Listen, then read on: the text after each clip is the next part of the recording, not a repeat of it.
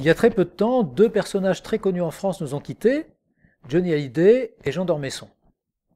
Et ça m'a amené à m'interroger sur l'unanimisme des hommages qui sont rendus à certains personnages quand ils nous quittent.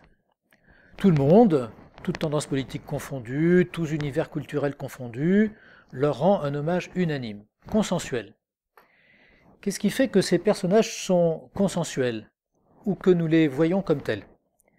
Pas nécessairement le fait qu'ils soient exactement pareils les uns aux autres, parce qu'ils peuvent être très différents les uns des autres, mais le fait que nous avons peut-être avec eux une relation en miroir, et nous regardons en eux ce qui nous convient davantage.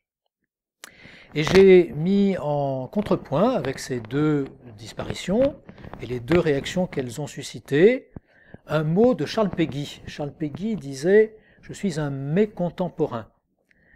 Mécontent, contemporain, il en faisait un seul mot, et un mot qu'il avait inventé lui-même, et qui indiquait un certain décalage entre un personnage et son époque. Et je me suis dit en parcourant la Bible que finalement, les grands personnages de la Bible étaient tous des mécontemporains. Ça ne veut pas dire qu'ils n'étaient pas proches de nous, qu'ils ne nous ressemblaient pas, mais ça veut dire qu'il y avait en eux quelque chose qui nous remettait en question.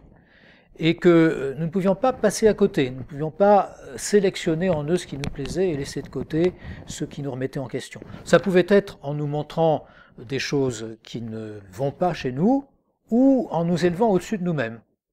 Et à ce titre, Marie, que nous fêtons le 8 décembre, est l'exemple même de la femme mécontemporaine, c'est-à-dire celle qui est pleinement partie prenante de notre humanité et qui en même temps nous oblige à nous interroger sur nous-mêmes et à nous demander si nous ne sommes pas en deçà, un peu en deçà, très en deçà de ce que Dieu attend de nous et qu'elle nous montre par son exemple.